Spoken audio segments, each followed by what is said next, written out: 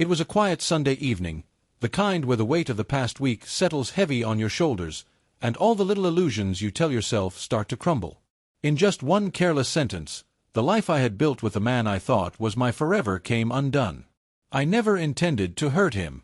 I didn't even realize he was close enough to hear. Yet those words, spoken without thought, tore apart everything we had shared. My closest friend, Emily, had stopped by our apartment for a casual glass of wine. We sank into the familiar comfort of the living room, the soft hush of night settling around us.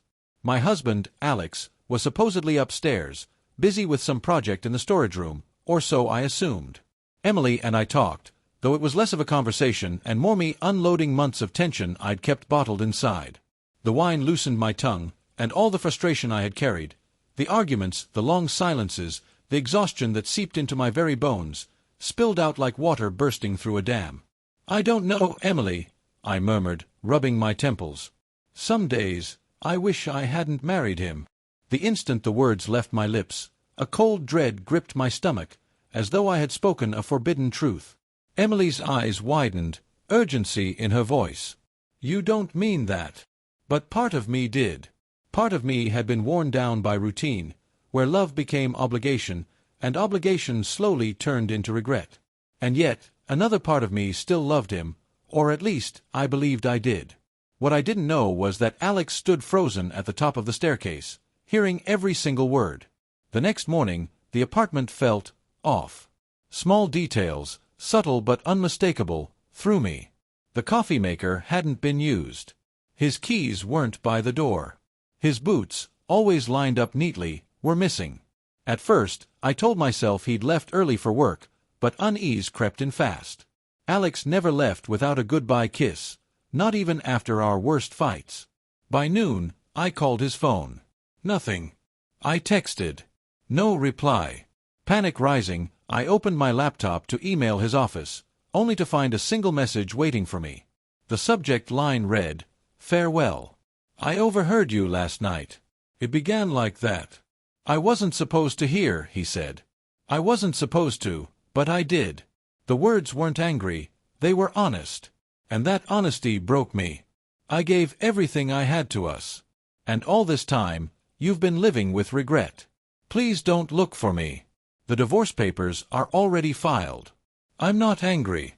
I simply won't be anyone's regret, Alex." I stared at the screen, breath caught in my throat, rereading each sentence over and over. Every word landed like a punch. There was no fury, no desperate plea to fix things, no demand for answers, just a calm, irreversible goodbye. I rushed to his office, only to learn that he had resigned that very morning.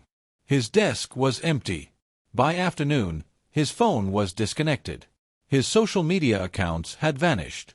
Friends knew nothing, and his brother offered only that Alex needed space and didn't want contact.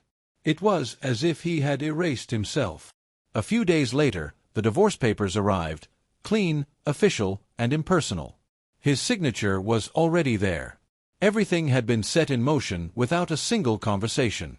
I was reduced to a name on a form, an address, a finished chapter. I expected anger, or denial, maybe even a defensive shield. Instead, guilt wrapped itself around my chest like a vice.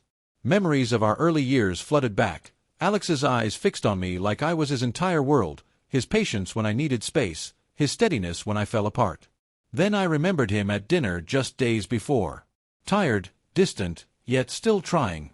He hadn't left first. Sleep had abandoned me for weeks. I replayed that night with Emily endlessly, questioning why I'd said what I did, wondering if it was true, or if I had simply let doubt and insecurity fester silently instead of talking to him. Months passed. I even hired a private investigator, but there was nothing to find. No address, no financial trail.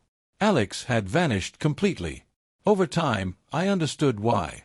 Hearing my words, spoken when he thought no one could see or hear, wasn't just painful, it was clarifying. It forced him to face a truth I had avoided. I had let my love fade quietly. And when he finally heard it spoken aloud, he chose himself. Now, I often wonder where he is. Has he found peace? Someone who wakes every day knowing he was the best decision they ever made? Only now do I see that he was mine, and realizing that too late is its own kind of loss. Alex disappeared to reclaim his dignity, leaving me alone with the echo of a careless sentence, words that can never be taken back.